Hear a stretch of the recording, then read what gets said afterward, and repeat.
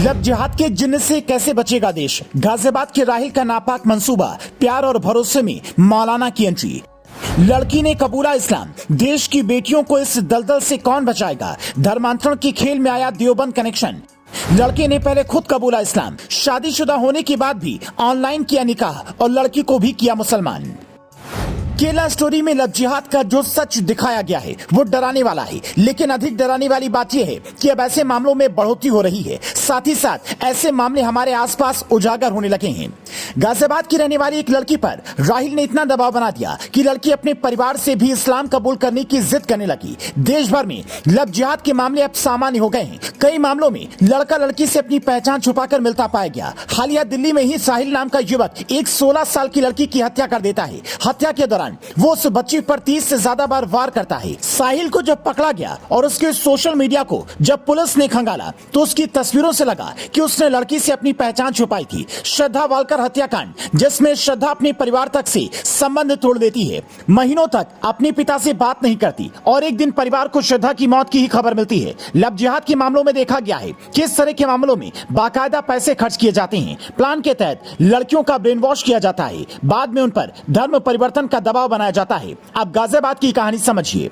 राहिल नाम का शख्स नोएडा की एक निजी कंपनी में खोड़ा निवासी लड़की के साथ काम करता था। इसी दौरान उसने लड़की से नजदीकियां बढ़ाई और इस्लाम धर्म अपनाने के लिए दबाव बनाया। लड़की ने नमाज पढ़ना और इस्लाम धर्म से जुड़े अन्य कार्य करने शुरू कर दिए। युवक ने लड़की से ऑनलाइन निकाह भी कर लिया, पर जिन्होंने बेटी के धार्मिक व्यवहार में बदलाव देखा तो उन्होंने पुलिस से शिकायत की। जांच में पता चला कि राहिल पहले राहुल अग्रवाल था। उसने 2017 में इस्लाम धर्म कबूल कर लिया था। उसके बाद संपर्क में आने वाली हिंदू लड़कियों को प्रेम जाल में फंसाया और उनका धर्मांतरण कराना शुरू किया।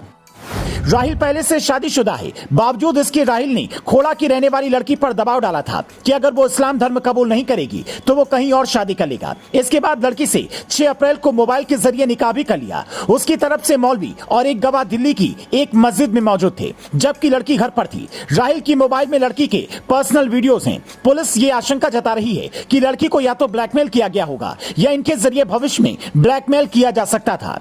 राहुल उर्फ राहिल अपने साथ काम कर रही एक अन्य लड़की को भी अपने जाल में फंसाकर उसका भी धर्म परिवर्तन कराने का प्रयास कर रहा था। उस लड़की को राहिल ने जाकिर नाइक की स्पीच भेजे हुए हैं। इस मामले में देवबंद का कनेक्शन भी सामने आ रहा है। गिरफ्तार युवकों में अब्दुल्ला अहमद उर्फ सौरभ खुराना दारुल उलूम से शिक्षा ग्रहण कर रहा था। उसने 2014 में हिंदू धर्म छोड़कर इस्लाम स्वीकार किया था। वो अलीगढ़ मुस्लिम यूनिवर्सिटी से BDS की पढ़ाई भी कर चुका है। गिरफ्तार लोगों में बीटेक की पढ़ाई कर रहे मुशीर नाम का शख्स बच्चों को ट्यूशन पढ़ाता था, साथ ही छात्रों को धर्मांतरण के लिए प्रेरित करता था।